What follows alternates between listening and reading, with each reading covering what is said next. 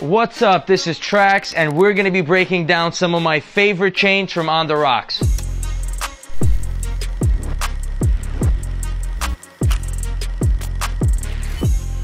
Lil Yachty. So when it comes to making those 3D pieces, that 3D Bart that has more pop than even the original Gucci Mane piece, right? When Gucci Mane did his piece, it was early in the game. He was a groundbreaker on it. Gucci Mane, he did a Bart Simpson piece a long time ago, and I recreated it, you know what I'm saying? Paying homage to Gucci. But of course, as time goes on, whether it's cars or fashion, things evolve. Now when Yachty made this piece, he's got a boat on the back, which is one of his namesakes, and the model maker gave it some fluff, some pop. He went with a little bit of a gallery back, which means that it's not a solid back. You could see inside the piece. Not a bad thing when you want to clean it, when you want to get that shine to pop even more. Lil Pump. Lil Pump did not slack on any of his jewelry. Monster fully iced pieces. He loves white gold. He's got the rose gold, white gold look, of course. Big diamonds in the eyes, fully iced dreads. You know, that's the look he loves.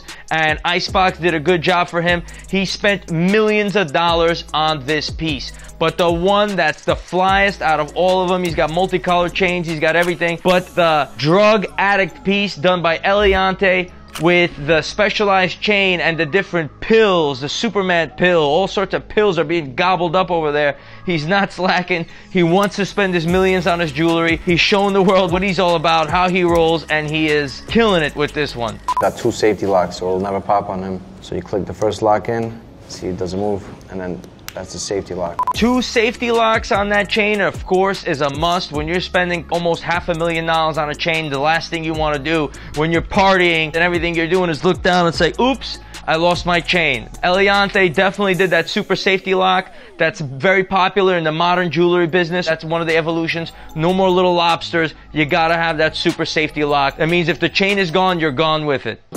Quavo. What have I got? This piece right here came from, inspired by the Crash Bandicoot game, the Aku Boudica mask. Quavo got another fruity colored piece, the Crash Bandicoot with the custom chain. All right, a lot of pop, a lot of different color diamonds. Green diamonds are the rarest color of diamonds that you could put in one of these pieces. They're extremely rare. Now these are irradiated green, but even when diamonds are irradiated for that color, only 1 out of 100 turns green. So you gotta do hundreds and hundreds of carats until you get a couple of carats of green diamonds. That's why you don't see it in a lot of pieces, but he's got it, and he did not slack on that one. Offset.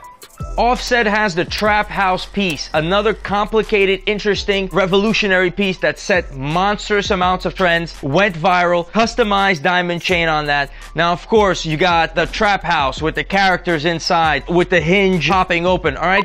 You got a stove in there, a rose gold stove, a rose gold pot, you got a money bag. This was $250. A quarter. These are all complexities of the jewelry business. It's not just about fully iced. It's not just about diamonds and gold. It's also about craftsmanship.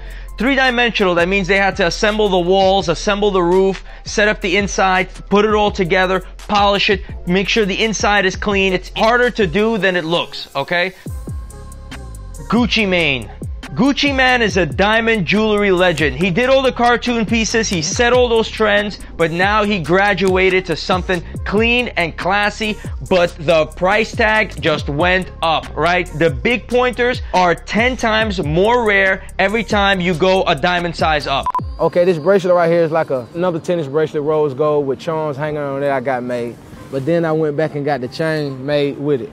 You're looking at another like $250,000. So every time you go a diamond size up, the diamonds become 10 times more rare and 10 times the price. You could get the smaller diamonds for $1,000 a carat. The diamonds he's using there are no less than $6,000 to $14,000 a carat per stone. So you do the math, count the stones, count the numbers, and you're gonna see millions of dollars spent on elite diamond pieces.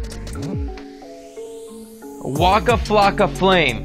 The foghorn leghorn piece is got it extra size, heavy duty. The red diamonds really pop. That's what really catches my eye on those pieces. Those red diamonds are not cheap. He got them all matching. His jeweler didn't cut any corners on that. Red diamonds are very, very rare. They're hard to get that color out of them. I want him to stand out. You know what I'm saying? It was big as hell. So if it's sitting on everything, it's just like, I'm here.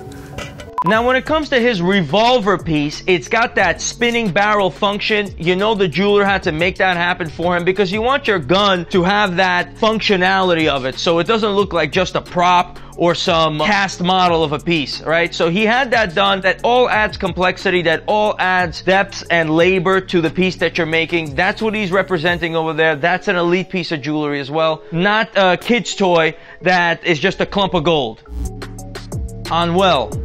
Anuel has a Da Vinci masterpiece going on over here, right? You have Jesus versus the devil, a beautiful scene with chocolate diamonds, white diamonds, red diamonds, orange diamonds. But the most beautiful thing about this piece is the hand-painted enamel. That's not what you see on a lot of other pieces. They're missing that specific touch. So when you're doing hand-painted enamel, an artist has to, by hand, do the hair, do the colors, do that background scene that you're seeing there, and then harden it in an oven to cook the paint so it turns into almost like a rock coating. It's not the most valuable thing when it comes to materials, but when it comes to quality, to craftsmanship, that's the touch you want on your elite piece to set you aside from everybody else, and that's what happened here.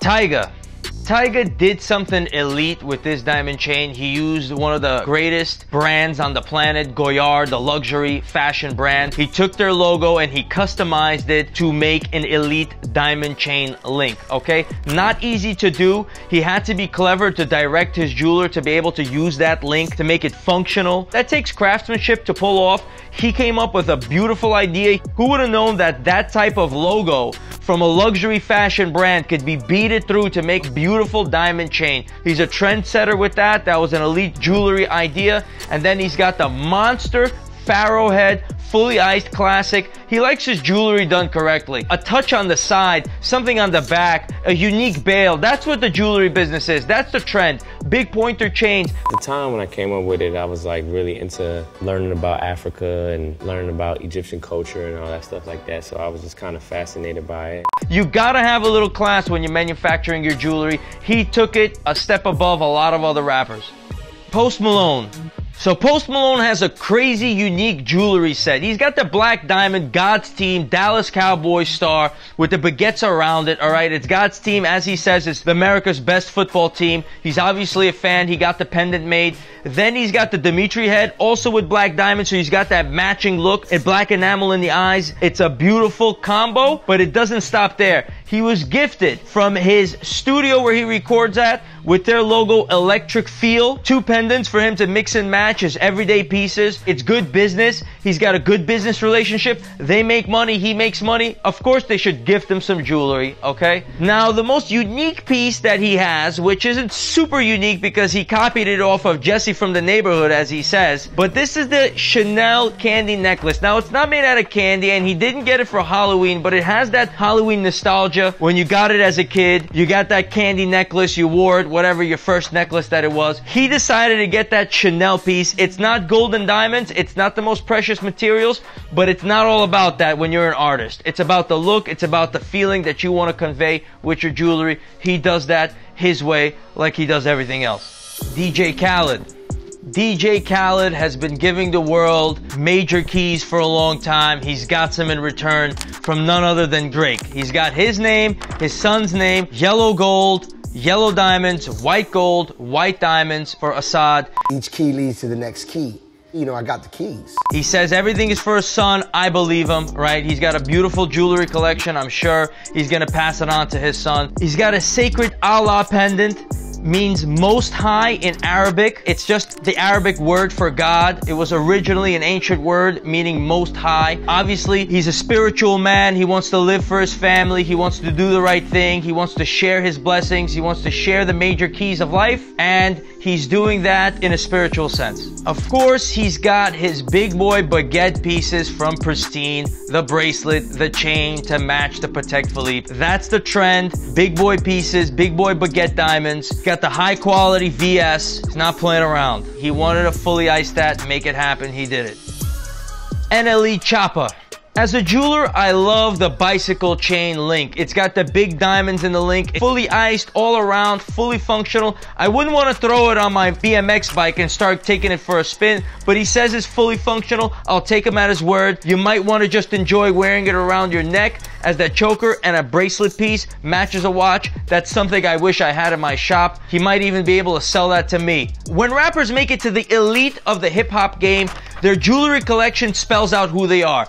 It could be a story where they're from. It could be a story of their namesake. It could be a story of who they're doing business with, who their friends are. It could be millions of dollars. It could be big pointers. It could be candy. The choice is theirs. These elite rappers made it to the top of the game, and now the jeweler works for them.